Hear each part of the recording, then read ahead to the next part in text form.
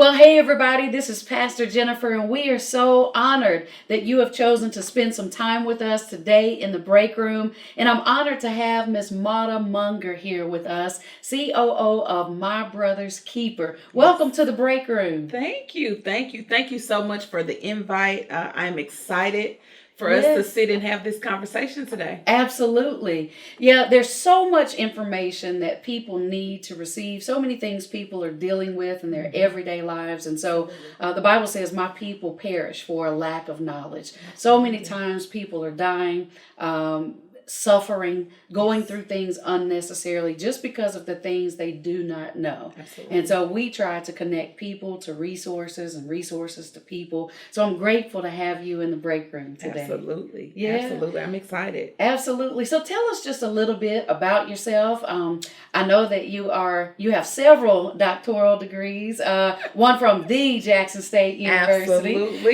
Tell us a little bit about yourself, though. So, my name is Mauda Monger. I am a Jackson native. I like to say a 3-time HBCU graduate. There you go. Tougaloo College is where I started my collegial career. Then went on to the Jackson State University and got my master's in public health. Yes. And finished at Jackson State with my PhD in 2019. Very good. Yeah, so and I can't go without saying this. I am an 833 girl too. Yes, so, Lanier. Yes, I am a Lanier baby, proud through and through. Yes, absolutely. Yes, so I used to work at the Mary C. Jones Center right across from Lanier. Oh, yeah. So, yeah, absolutely. Yes. 833 is near and dear to my heart as well. Absolutely. Very good. Well, so excited to have you today. I read something about you as far as the She Project. Yes. And I would love for you to just talk a little bit about that very quickly before we go into our other discussion for today. So the She Project is actually a mentoring project that was given to me by God. Yes. In 2013. And I fought it for a very long time. Because I said to myself, do I really have a story? Yeah. Right? So do I have a story for young women? And God just kept working on me. And thus the She Project was birthed. She stands for strength, humility, and excellence. I like that. And I personally believe that we can do all things through those three things, right? And so what we do is mentor young women here and around the Jackson area. Okay. And it's about becoming a full woman. So yes. We're talking about community service. We're talking about their mental health. We're talking about their career choice. Yes. College isn't for every girl. I agree. Right? I agree. So we're talking to them about starting their own businesses, entrepreneurship, advancing through college. If you decide to go to college, I was a first generation college student. So I know what it's like to not have support around that. Right. Not because people don't want to support you, they don't know how. Right. And so the She Project was birthed out of that. We are a 501c3 nonprofit, and excited to collaborate. We do everything from actually go out and do events around feeding families. Our largest event was this past Christmas, where we fed more than 200 Jackson families. Beautiful. And for a small nonprofit, I was real proud of that. Absolutely. And for those families who received help. Absolutely. Yes. We partnered with the Girls and Boys Club. And so we told them, if you have families, tell them to come. And I mean, I'm getting emotional, but the joy that some of these people had, because they were getting, and we did something different. We actually gave them a hot meal. Piccadilly was the restaurant we selected to work with. So these families were able to come and pick up a meal, and they could eat that night. That's so awesome. They didn't have to worry about going home to cook or figuring out all the ingredients. So there were a few tears shed. We're excited about this year. We'll be opening back up to bring new girls in. One of the things we do is we start with them at about 13. Okay. But we work with them until they get through to college or whatever their career choice is. Very good. So That's amazing work. I tell people all the time, we can't do it all, but each person, each group can do something. Right. And if each of us do what we can do, right, we can make a huge impact. Absolutely. That will be a lasting impact. Absolutely. I live by the mantra, to whom much is given, much is required. Absolutely. Yes. Absolutely. There's a responsibility Absolutely. that goes along with the blessings Yes. of the Lord. Yes. Well, we're excited about that.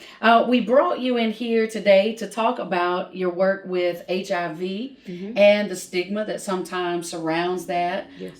So let's just talk a little bit about that. I've shared before, I went to Virginia Union University, and so I found out while I'm sitting in Richmond, Virginia, this was several years back, but I'm sitting there, we're in a large group meeting, and they start putting HIV statistics on the screen. Yeah. And I'm sitting there among several hundred people, and I see Jackson, Mississippi at that time, number 2 on the list. Yes. And then they started giving specific zip codes. Right. And I'm going, these are the individuals I work with, go to church with, interact with every single day, and had no idea that the issue was that great. And so during that time, I made it my mission to make sure we're getting as much information out as we can, connecting people to resources. Since that time, there have been people in our congregation who have come to me, when they've been recently diagnosed, or people going through particular challenges related to that. And so I've made it my business and tried to encourage other pastors to make it their business, that this can't be something we shy away from in the church. Yes. Because there's no church that doesn't have someone living with HIV. Yes. And so let's just talk a little bit about that. Well, as a 17-year veteran in this work, knowing that still so many people don't know the numbers in the state of Mississippi, in particular Hinds County and Jackson, still just, I'm like, we're not doing enough. Right. We're still, it doesn't seem like we're still doing enough. Because this is something that can be prevented. Oh, 100%. There are certain things we deal with that cannot be 100%. Prevented, but this is something that can Since 2012, in 2012, the FDA approved HIV's prevention first medication. And now we're seeing that there's going to be a shot that's given, but it's been, since 2012, 1 pill once a day. Wow. And oftentimes people don't even realize it's easier to prevent HIV than it is diabetes or hypertension. Wow. Yeah. Wow. And I know that there are people who lost their lives years ago. Absolutely. Who would have been beyond grateful to take 1 pill once a day and live. This discussion actually couldn't have come at a better time, because we actually just celebrated 40 years. Yeah. You all may have seen the media where they talked about, 40 years into the epidemic, but July 5th marked 40 years of those first 5 cases that were seen in California. So to know that it's been 40 years we've been in this, and here there is a actual biomedical tool that can prevent a person from acquiring HIV. Even if you come in contact with a person who's HIV positive, it is more than 96% effective in preventing you from acquiring HIV. And that, we call it PrEP in the business. So it's PrEP, pre-exposure prophylaxis. Okay. And so let's just, one thing I've learned in this type of business is not to assume people know things. Yes. And so let's talk about the difference between HIV and AIDS. Absolutely. Okay. Absolutely. So HIV is the virus, right? So we all know we have immune system. The immune system is what keeps us healthy. And the virus actually attacks the immune system. Okay. So once the immune system can no longer defend itself, that's when you move to an AIDS diagnosis. Okay. They are different, right? So Magic Johnson, and I use him because everybody knows who Magic Johnson is, and he was kind of the face for HIV for a long time, just because he was a celebrity, a household name. Most people knew him and loved him, and still do. But yeah. It's also been a point of, I won't say stigma or presumption around a cure or a stereotype. But a lot of people think, oh, Magic Johnson, he's rich, he's been cured. No, he's never been diagnosed with AIDS because he's always been where his immune system, he's been receiving care. And that's the thing, that's the other stereotype that people don't realize. The earlier you get tested, find out your status, and get in care, you too could be a Magic Johnson. Right. At the end of the day, and never get an AIDS diagnosis. Continuing to live a long, productive, life. Healthy life. Yeah. Right. Right. Absolutely. It has now really become a chronic disease. Yeah. Unfortunately, unlike other chronic diseases we're familiar with, hypertension, diabetes, asthma, this one has a stigma associated with morality. Right. Right. You did something to get this, right? And thus you deserve it. And oftentimes people don't seek the necessary care that they need because of that concern of stigma. Right, right. Yeah. So what are some of the things that faith leaders can do? What are some of the things that just the general population can do to help eliminate that stigma so that people will seek help and get in care? Actually, what we're doing right now. Okay. So with anything, the reason why we become comfortable with it is because we're having a discussion about it. Right. So lack of knowledge breeds ignorance that breeds everything else. Right. And creating a space where people can talk about this without being like, it's HIV, right? Right. So, but creating a space that we're actually having these conversations, that persons who are at risk are knowledgeable, and even persons who are living with it are knowledgeable and comfortable and able to share their stories. So my advice for churches, communities in general, is let's start talking about this. Right. I imagine 40 years into this epidemic, what would have happened had we had the same response around HIV as we did with COVID. Right. Because when COVID hit, everybody was having a discussion. Right. It was all hands on deck. Right. Now imagine we could have eradicated HIV years ago had we simply given it the same amount of effort, information, and response as we've done COVID. Yeah. And so right now there's no known cure. Correct. But there is prevention and there is response. Absolutely. There is prevention and there is response. That response is what we're doing now, having discussion. But more importantly, we have to get the medical field to offer an HIV test as a standard of care. As a standard of care. Right. That same stigma that we see in the community, unfortunately, physicians, nurse practitioners, medical providers, they're human too. Right. Absolutely. So we all have our own biases and stigmas and thoughts around morality. And oftentimes people go in, the greatest disservice I tell providers that you can do is make a person assume that you're really testing them for everything. Wow. I hear that all the time. People say, "Oh, no, I'm fine. I was tested for everything." I was like, "Did they specifically ask you about an HIV test?" Right, because they don't just normally test for that. They don't. Right. So we have to normalize it in all aspects of our life. So normalize the conversation. Normalize going into a physician's office and saying, "Hey, test me for everything, including HIV." And normalize it even if we're having conversations in church. Oftentimes, any conversation around sex or sex behaviors in the church is off limits. Right.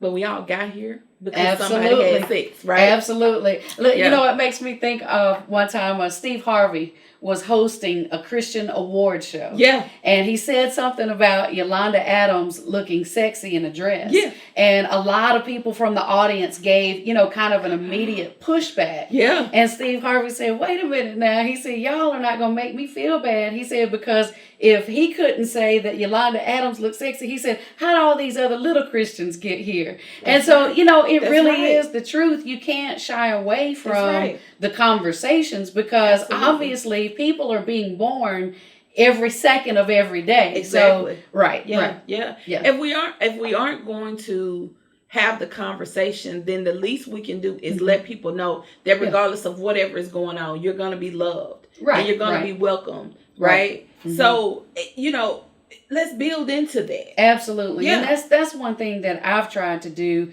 as a pastor is remember, it is my job to preach the word. Yes. It is not my job to try and force people to walk, whatever I think they should walk. Absolutely. It's my job to preach the word, give people the grace of God, give people the word of God, and what they do with that, that's up to them. Right. But we don't turn our backs on people. Yes. We don't condemn people. Yes.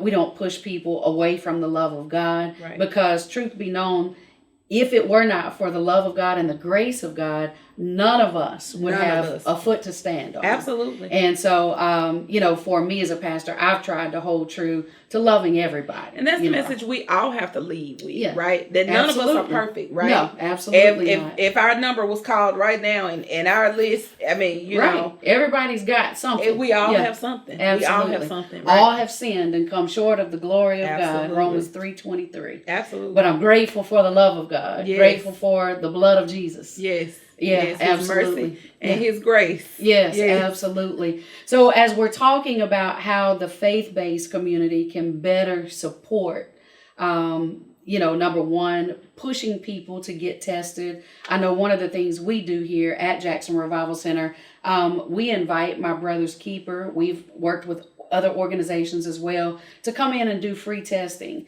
And one thing, churches and pastors have to know, no one gives us a list of who got tested. Mm-hmm. No one gives us a list of what anyone's results were. Right. That's not our business, quite frankly.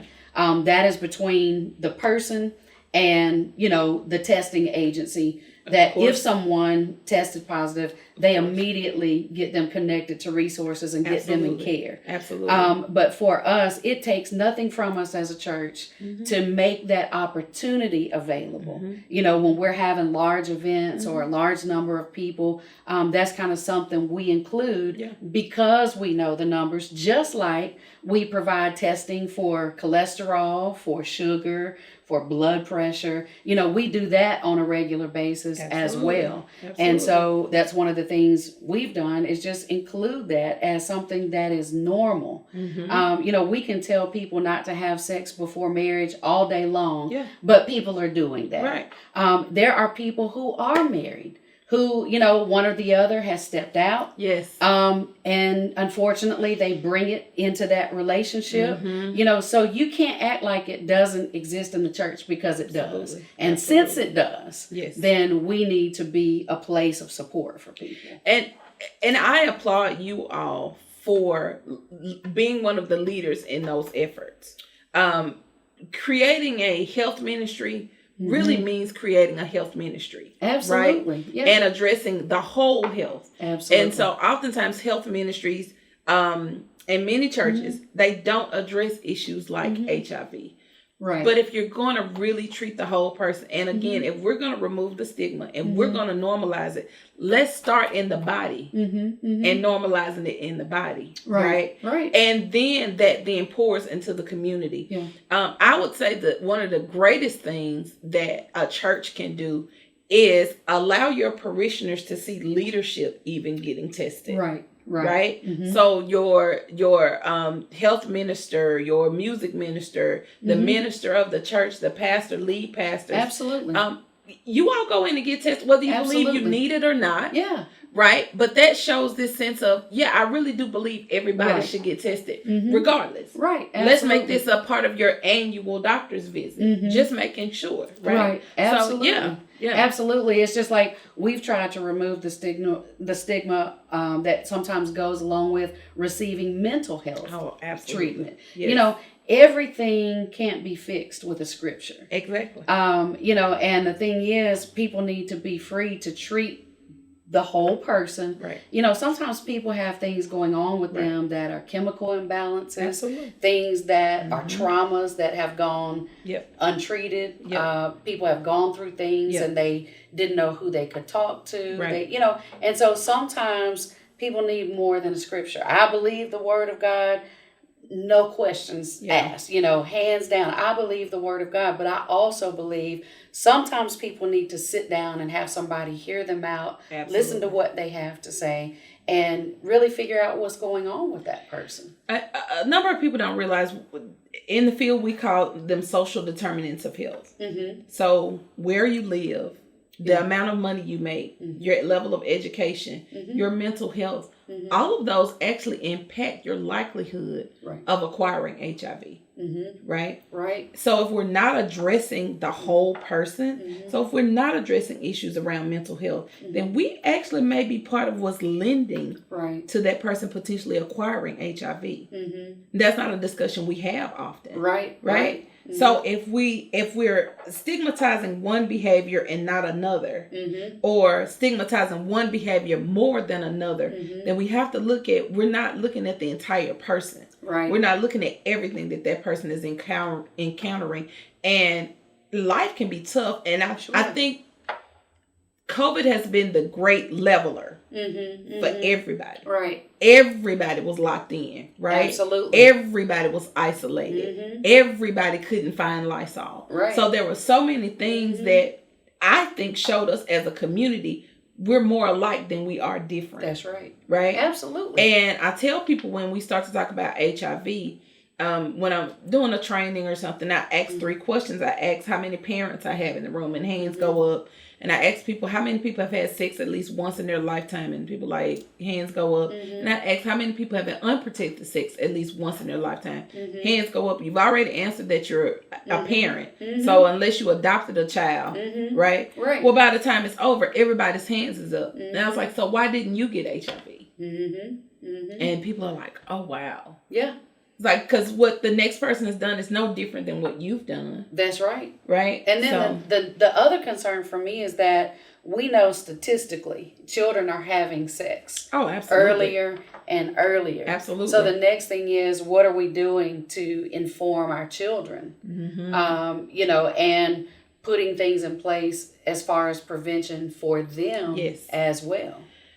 Oftentimes, parents can't have the discussion because no one ever had the discussion with them, which is unfortunate. They don't have the tools to start with. And if the church wanted to step in and do something, then why not start where we're educating children early around sexual behavior, around body parts. Here in the South, we use all kind of terminology for body parts, right? And so we got the pocketbook, and it's all kind of different.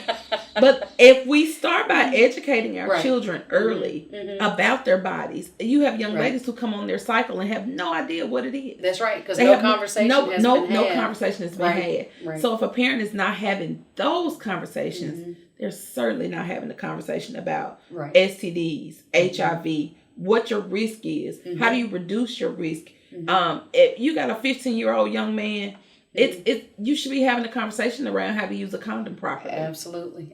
We should be having and that's where a lot of church people have balked as well, because they feel like to have the conversation is to go against what the Bible teaches. No, you can still teach abstinence, but you can still teach the other things as well. It is not giving permission, but it's also, saving a life, so that somebody's in the pew to preach the gospel too. For parents, the question is, what would you rather your child come home and tell you? Unfortunately, we have 13-year-olds who have to go and tell their mom and dad that they're HIV positive. Yeah.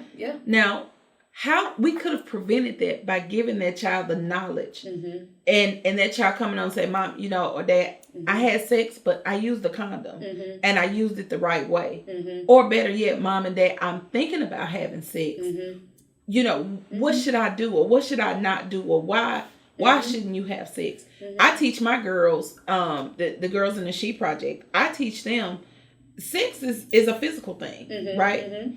I worry about your mental health behind it. Right. Especially when we're talking about 12 and 13-year-old girls having children. Absolutely. They're not even mentally adept. To raise a child. They're still a child themselves, but it is happening every single day. And it's not just happening in other countries. It's happening right here. Right here. In the United States and right here in Jackson, Mississippi. It is. Yep. Absolutely. So we have to understand schools aren't doing it, unfortunately. There are no comprehensive sex education programs and curriculums in the Mississippi area. So we have to do it somewhere. It has to start somewhere. And simultaneously educating the parent and the child, we're creating conversation. One of the programs we have at My Brother's Keeper is a sexual health program where we actually talk to young people, but we're educating the parent and the child at the exact same time. Yeah. So what happens when they come together? Now they can have a conversation, right? An informed conversation. Right. So that's just some of the service we've looked at, and the church can do the same thing. Why not have a parents' night? You bring your child, and the child goes in one space, the parent goes in another. We have age-specific conversations, right? Absolutely. And then that creates a space where the parent and the child can talk about sex. And you can even include this in a broader series of conversations. Oh, absolutely. We'll bring people together to talk about the latest drugs on the market, the latest gang activity. Correct. Those kinds of things. This could easily be a part of those kinds of conversations. Absolutely. And be given its own night, or hour or whatever. That could be something that you guys do. Right. In this age of social media and cell phones, you have 12, 8, 9-year-olds who all have cell phones. Well, they have access to almost everything. Absolutely. On their cell phone, which means that your child is being exposed to so much more, so much younger. Yes. So whether you want them to be whether you want them to be or not, right? Right. And so families as well as the church can actually start the conversation. HIV prevention does not start with PrEP. Right. It does not start with a visit to the doctor. Right. It starts with a conversation. That's truly where HIV prevention starts. Yes, absolutely. So for communities like ours that are being impacted and affected every single day, what are some of the other challenges we've got to address head on? I mentioned outside we know having the conversation is one. What else? We have to address the reasons why people are becoming infected with HIV. Okay. Right. So we mentioned earlier about mental health. We talked about the social determinants of health. Many people don't even think about survival sex. So if you don't know survival sex, it has been equated with prostitution, but it's not the same thing. If I'm relying on a person for my food, for my clothing, for my shelter, am I really going to argue with that person about their whereabouts when I'm not around? No, and the other thing is you don't know what all comes along with that. That's right. It's easy for people on the outside looking in to say, well, they ought to be able to do this and they ought to be able to do that. And I used to be one of those people in my younger years. But doing ministry puts you in sacred spaces. Yes. To hear a lot of things, to see a lot of things, to be exposed to situations you couldn't have dreamed of on your most creative day. And so when you really get into life and the things that happens to people that is beyond their control, that is beyond your control, it'll take the judgment off. It does. Very quickly. Right quick. And when you hear, just different scenarios, different situations, it causes you to be real quick to hear, real slow to speak. Because you really 2 ears, 1 mouth. Absolutely. And when you have the heart of God and you have compassion, that compassion will make you sit back and say, okay, what can we do to make a difference? How can we really make sure another young lady is not put in this same position? Offering opportunities that address those. So we know talk was number one. Start the conversation and start the conversation community-wide in households, in the church, in your doctor's office, with your social work. Start the conversation to address those social determinants of health and realize how they impact one's risk of acquiring HIV in the first place. And the third thing is what we're doing now, make people aware of the resources. So My Brother's Keeper has been in the Jackson area for 20 years. And there's still people out here that say, oh my gosh, I never knew you all existed. And so what are some of the services that My Brother's Keeper provides? So our flagship, and I think the thing we're the most proud of, is our clinic, Open Arms Clinic, where we actually have a site in the Jackson area, Hattiesburg, as well as Gulfport. Okay. And we created this whole wraparound service that we're talking about. HIV testing, STD testing, STI testing, it's all a part of our routine care. So when you walk in, you can get what we call becoming a healthier you, and you get tested for everything. So when you say test me for everything, we test you for everything. So that's HIV, gonorrhea, chlamydia, syphilis, hypertension, your glucose, hepatitis. So we really are giving you a full workup, right, at generally no cost, right? And I'm glad you just mentioned that, because sometimes people don't pursue getting certain testing and certain things like that because they may not have insurance. And they may feel like I can't afford it. Some people do have insurance, but they have high copays. You know, so it's those kinds of things. We want people to know you can receive free testing. So there's really no reason not to be tested. It's no reason not to be tested, because the testing is free. Now, there are other services we offer, and of course, we're business. So we are looking to, if you have insurance, come. But we don't want anyone to be turned away because of cost. We will figure it out. If you come through the door, we're going to figure it out. Now, along with those services around healthcare, we also have mental health services. So we have a mental health professional on staff who can talk to you about those issues that we're talking about. We're addressing the issues around those social determinants. So what about food? We have a food pantry. So you can sign up for the food pantry and pick up once a week. We have options for transportation. And what if you can't get to us? Then what you mentioned already about, we have a mobile service. So the mobile service actually comes out to places like Jackson Revival. And we offer testing at no cost. So you come on the mobile and you get all of those same services you would get if you walked in the door. And because of COVID, now we had already started our telehealth program, but we expanded our telehealth program. So there are options for getting care. We want to create a way that you can get the best care that works for you. So if you prefer coming in, there's a space for that. If you want to come in your community, there's a space for that. If you just want to deal with the doctor over the phone or through the computer, there's a space for that. So we really tried to create as few barriers as possible for persons to actually acquire services around their overall health, mental and physical. And finally, we are the largest PrEP provider in the state. So talking about that PrEP, that medication that prevents you from getting HIV, we actually have a program in place that people can get the medicines for dang near free. So you can get this prevention. You because can get this I know prevention years medication. Ago when this was first coming out, medications that people would be on, they were astronomical. And that prevented a lot of people from getting proper care, you know, during that time. So lots of strides have been made. So we want to engage and invite people, come in and at least find out where you are. Let's assess your risk and find out what the next step is. We want to empower you with knowledge around your own health care. Absolutely. Well, this has been a great discussion, and I feel like a lot of information has been shared. It may be kind of like drinking from a fire hose, but I feel like people are getting the basic information that they need and understanding. Is there anything that we have not talked about that we need to talk about as it relates to HIV, being tested, if you're diagnosed, getting connected to resources, getting in care? Is there anything else? You know, I want people to know that there is no face to HIV.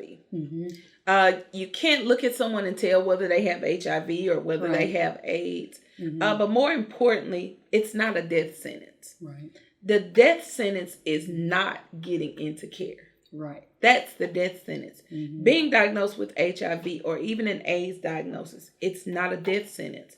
We want you to come in, get tested, get into care, find out where you are in the process. If you're negative, great. If you're at high risk, let's see about getting you on that PrEP. Right. If you come in and you're positive, that's great too.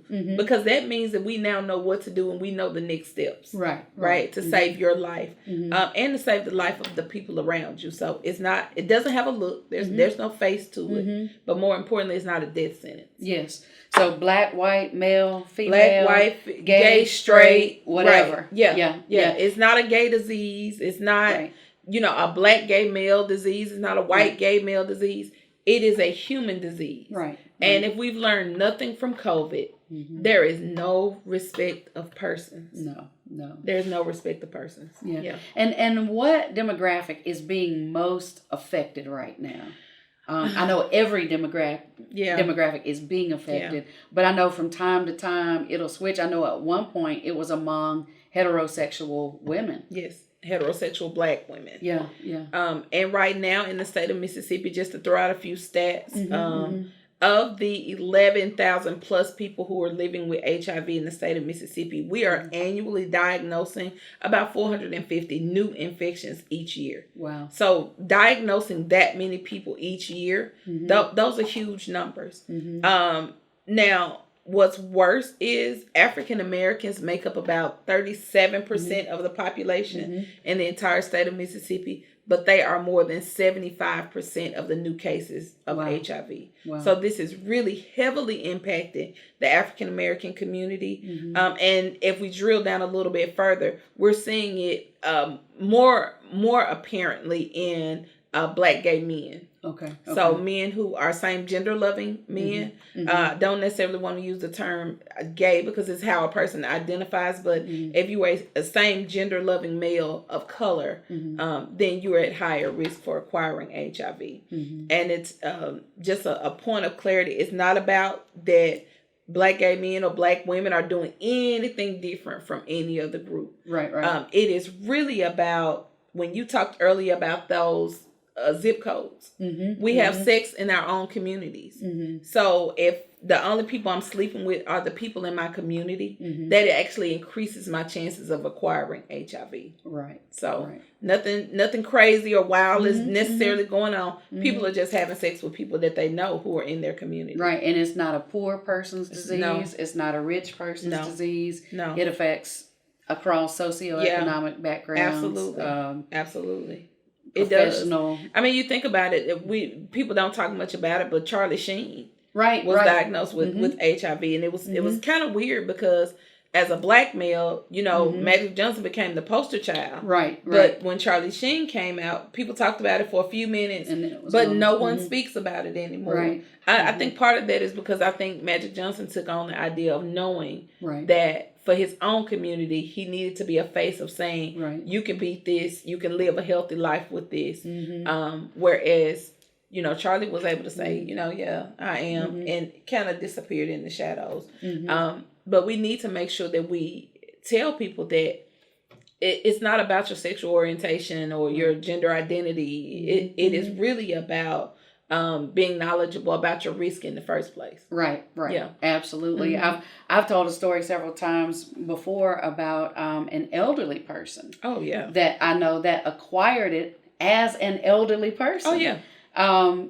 So it happens. We're seeing increased rates just in general in the elderly population simply because at the time when they started having sex, the biggest concern was pregnancy. Right. So if there's a presumption that I can't get pregnant, for older men, we have the nice little blue pill that now affords them the ability to continue a healthy sex life, but they don't necessarily have the knowledge around condoms. Right. So you're talking about a 70 or 80-year-old male. And engaging in unprotected sex. And this individual was up in age, a significant person in the church, and started dating a deacon of the church, thinking, and, deacon had been around.